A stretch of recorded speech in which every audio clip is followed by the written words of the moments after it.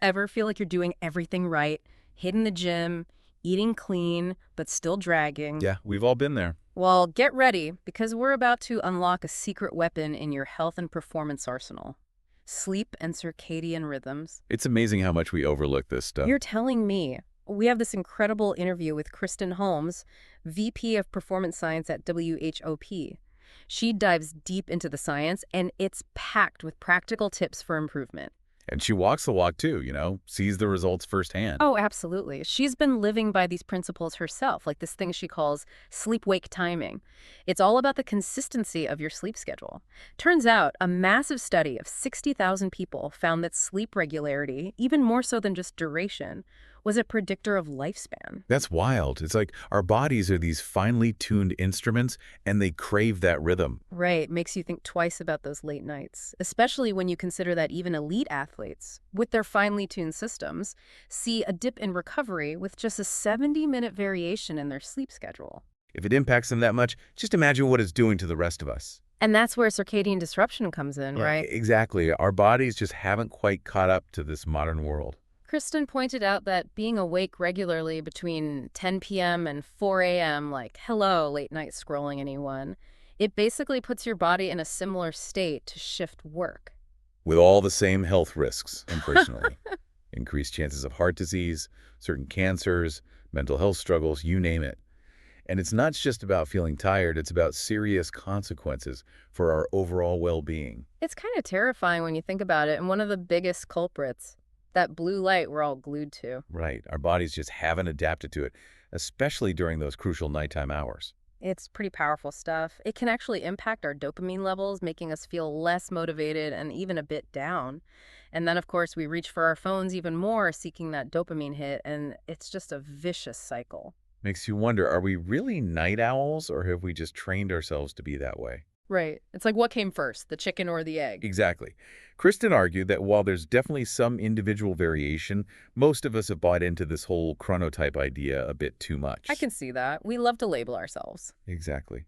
But she highlighted this fascinating research on communities without electricity who naturally fall asleep and wake up within a tight window thanks to, well, the natural light-dark cycle. It's incredible how much our environment influences our sleep. So what can we actually do about it? Kristen walks the walk, maintaining a consistent wake-up time since 2017, even with travel. Oh, wow, that's dedication. Yeah, But, she makes it clear this isn't about deprivation. It's about working with our biology. absolutely. And one of her biggest tips, mimic that natural light cycle. Bright light within 20 minutes of waking up is key. And as the day winds down, so should your environment. Dim those lights after sunset. It's all about sending those signals to your internal clock. It's like setting your watch to the right time. Love that analogy. And here's where some people might be surprised. She actually prioritizes sleep over those late night workouts. I know that post-work gym session can sound really appealing, but But the hormonal impact of exercise can actually mess with your sleep. Timing is everything. totally. Yeah. Of course, minimizing that blue light exposure before bed is crucial. Activate those phone filters, dim the lights, and yes, even consider a sleep mask.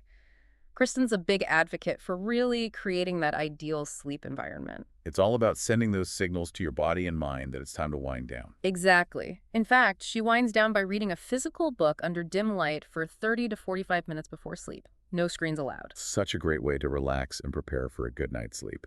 Now let's talk about something else that often gets overlooked.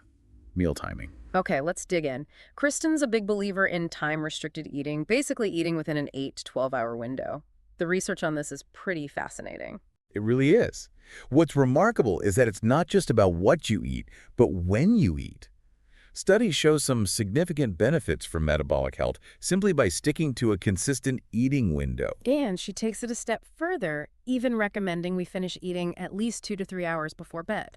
It makes sense when you think about it. It does. Digestion takes energy, and you want your body focused on rest, not breaking down food. Exactly.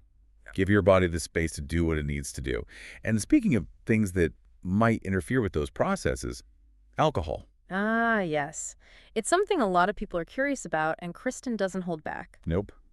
She's very clear that even moderate alcohol consumption can really impact both your sleep quality and your recovery. And it's not just her saying it either. Exactly. W's data actually backs this up. They've found that every alcoholic drink consumed correlates with a 6% reduction in next-day recovery markers. Wow, that's huge. It really makes you reconsider that whole one drink won't hurt mentality. It certainly gives you pause. And here's another eye-opener.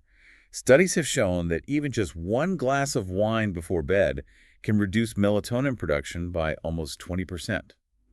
Melatonin, that crucial hormone that regulates our sleep-wake cycles. It's amazing how much we still have to learn about the complexities of sleep. And it's not just the quantity, it's the quality too. Kristen shared some really interesting findings from Whoop's data about the link between sex, sleep, and recovery. Oh, now this is where things get interesting. So what did they find?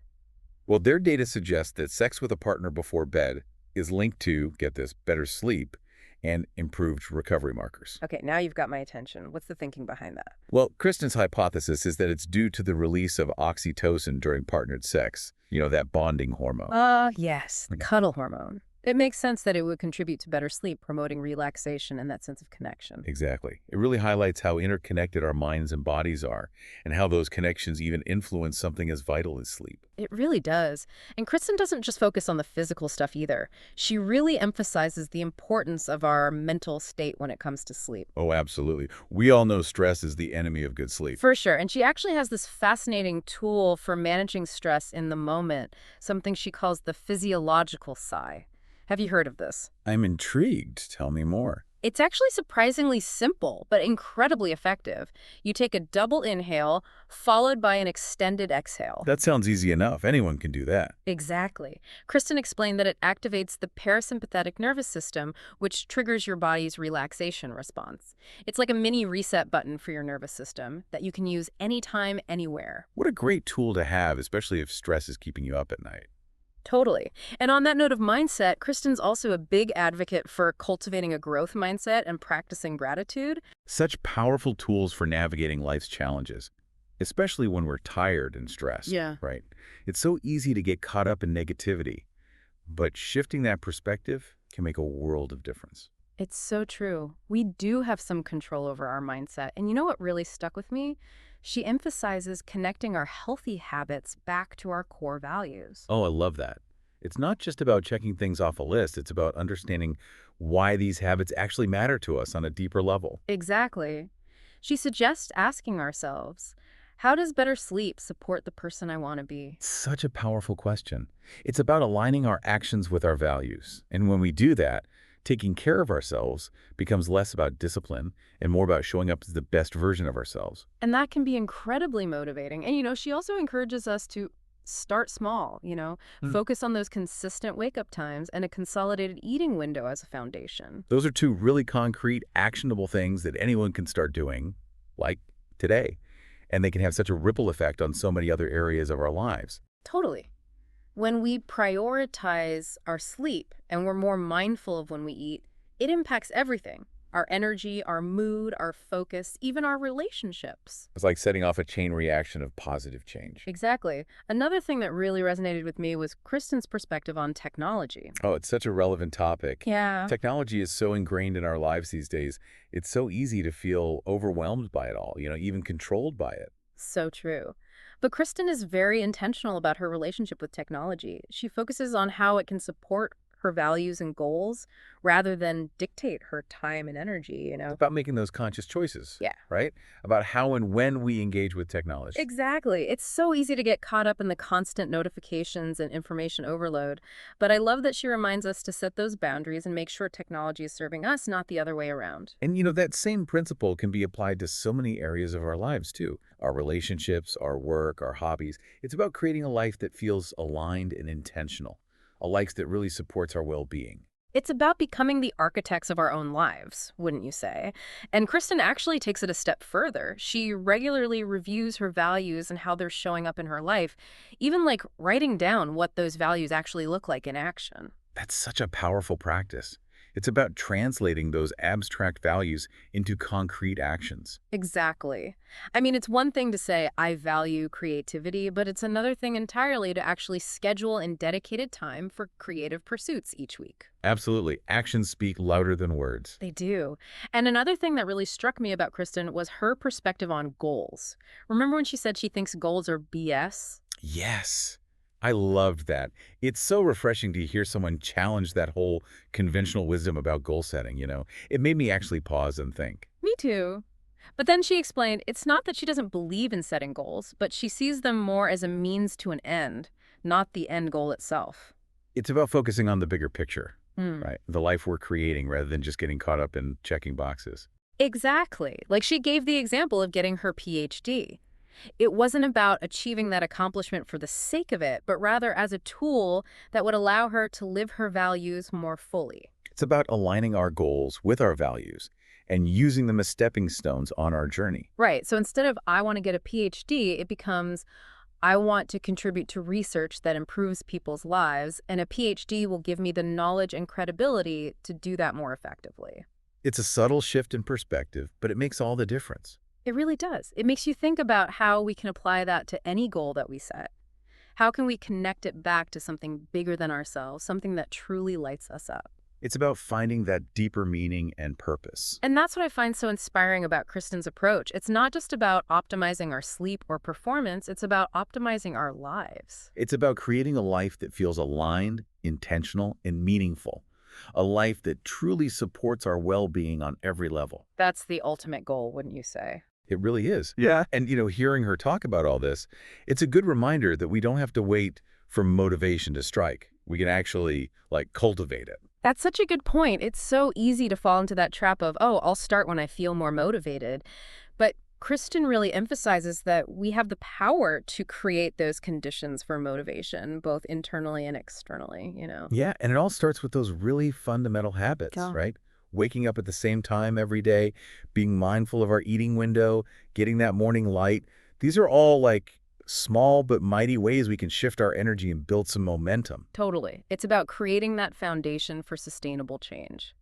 And one thing I really appreciate about Kristen's approach is that she doesn't shy away from the tough stuff. Oh, how so? Well, she acknowledges that creating a life that truly aligns with our values sometimes means making, difficult choices. That's true. Sometimes we have to let go of things that no longer serve us, even if they're, comfortable or familiar. Exactly. She even talked about how she's had to distance herself from certain people and environments that weren't supporting the person she wanted to be. Yeah, that takes courage, but it's often so necessary for growth.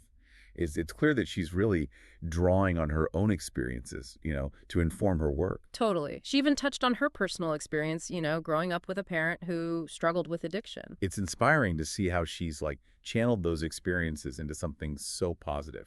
It really is. Her work is all about empowering people to take control of their health and well-being, and I think it's really directly informed by her own journey. For sure. It's a powerful testament to that human capacity for growth and resilience. It really is. And as we wrap up this deep dive, I'm left with this overwhelming feeling of hope. I feel it too.